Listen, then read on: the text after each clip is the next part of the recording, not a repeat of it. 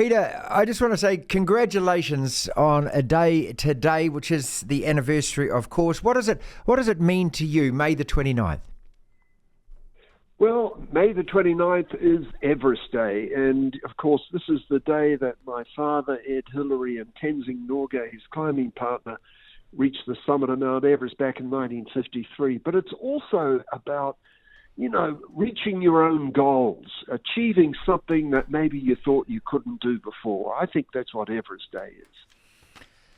How does your family celebrate this day? How do you remember this day? What do you do?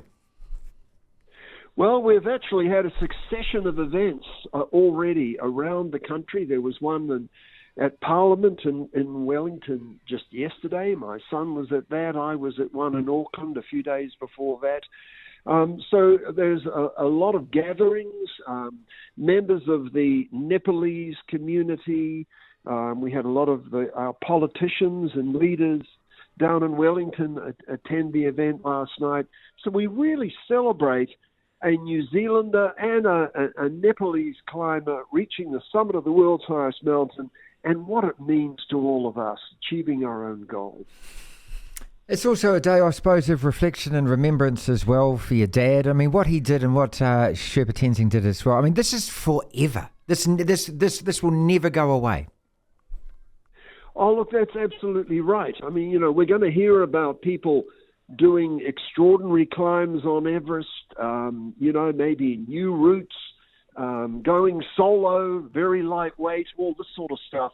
But there's only ever going to be one first ascent and of the world's highest mountain, and that was a New Zealander and a Nepali. So something to really celebrate for us. 1953, you've done this yourself, and I want to talk to you about that. But what those guys did then with the equipment that they had, without the satellite communication, everyone else, I mean, just get your mind around it now, people. It's such an extraordinary thing to have done.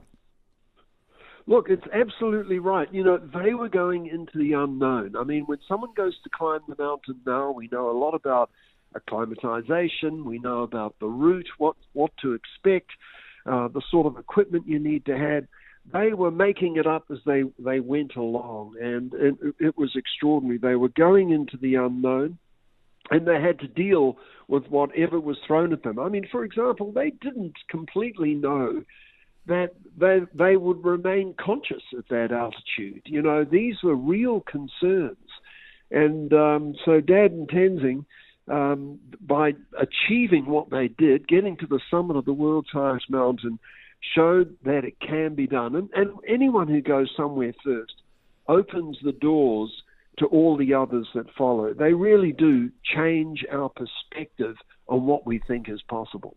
Before we even get into the questions about the climbing thing, we've also got to, and this is a point that has to be well made. Your father just didn't climb Everest. I mean, the work that he did afterwards in Nepal and the setting up of the hospitals, the schools, just his love for the people and the amount of time and energy and effort he put in, and was probably away from family a hell of a lot. To me, it has to stand right beside it. Oh, look, Dad absolutely felt that really his greatest achievement was his commitment and friendship with the local people around the foot of Everest. And look, I think it is. I mean, typically people go to the Himalayas because they want to see the great mountains or climb the great mountains, but they keep coming back because of the friendships with the local people. And that was certainly the story of Ed Hillary, his commitment to the people there and really wanting to make a difference. At the request and the petitions of the local people, and, it was hard to really turn them down. I mean, when some kid comes along, they've got a little petition, and what do they want? They want a school so they can get an education. And, my parents kept answering the call, and these days I'm the chair of the Himalayan Trust, and my son Alexander's our general manager, and we're still at it. Peter, would you, I mean, I suppose with your father doing it, did that mean that, it was just natural that you were always going to go into that yourself? If it wasn't, I mean, so if he hadn't done it, do you imagine what life might have been like for the Hillary family? Oh, look, that's an interesting thing to ponder. Look, I think the thing is, I'm of a very similar sort of type of person to my father. I enjoy pushing myself with big challenges. And I guess if you're brought up in a family like that, that typically would go off climbing or skiing or camping out in the wilderness, you grow up feeling very familiar with that sort of environment. And of course, as my father organized some of his last big expeditions, I was just old enough to join the expeditions, and I just loved it. I loved what I saw. I loved the people involved in it, and I loved the fact that Dad got so much pleasure out of it, and I just felt I want to do these sorts of things too.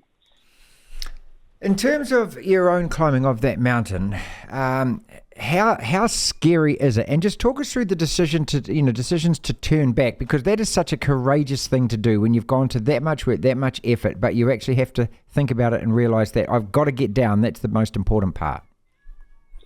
Look, that is the achievement, getting to the summit and getting yourself all the way back down safely to base camp again.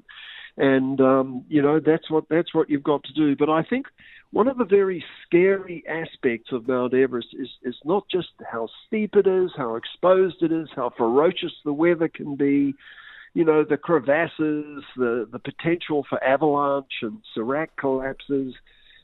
It's the altitude. It's how our human physiology slowly adapts to the altitude. It completely debilitates you. You feel very weak and winded up high on the mountain. You can't sleep properly. It really is almost like suffocation at times, some of the effects of trying to sleep up in a little tent up on the mountain. So these are things that you slowly adapt to, but they're uncomfortable. They're scary. You really get pushed around by the altitude and just the extremes of the mountain. Yeah, you summited in 1990 and then you did it again in 2003. Once you've gone to the summit, why go back there again? Oh, look, it's a bit like, climbing different mountains. I've been a climber all my life. Climbing is one of those things I really love. I guess you could say to a skier, why do you just want to ski down the same mountain many different times? It's because you love it. Why do you want to play many different games of rugby? Because you love it, and each game is slightly different. You get something different from it each time. And actually, to go back a second time and climb Everest was amazing. In some ways, I think I saw it more clearly than ever before because I knew what to expect. So you're actually absorbing it, taking it in, and really able to enjoy it even more. When you turn back, how did you feel about that? Because as I said, it's a really courageous thing to do to realise that, hey, it's not going to happen this time, but you've got so close. Well, look, I mean, I know a lot of people go, you're only, 500 vertical meters from the summit of the mountain, but you turned around. But at the time, it starts to be very clear that if you keep going, you're going to die. You're not going to be able to extract yourself from the particular, whether it's the weather or your acclimatization or various events that have happened. You have to get yourself down. So making critical decisions about when to push on, when to go to the top, and other times when you're going to go, look, we're going to go down, we're going to regroup, we'll try again next week when conditions are a bit more favorable. These are really important parts of critical decision-making on big mountains. Peter Hillary is with us, son of Sir Edmund, of course, 1953. Today it was that Edmund Hillary and Sherpa Tenzing Norgay Tenzing got up to the top of Everest. How difficult is it to do? Like, for people who are listening now, I think most people would probably think, hey, I could do that. Bit of training, bit of acclimatizing in the New Zealand mountains. Sure, it's a bit cold, or add an extra layer. How goddamn difficult is this? Look, one of the hardest things about climbing Mount Everest is the duration. You're going to be away from home on the expedition for 2 to 3 months. And that's living in tents, that's going up, acclimatizing, coming down again, going up, coming down, acclimatizing.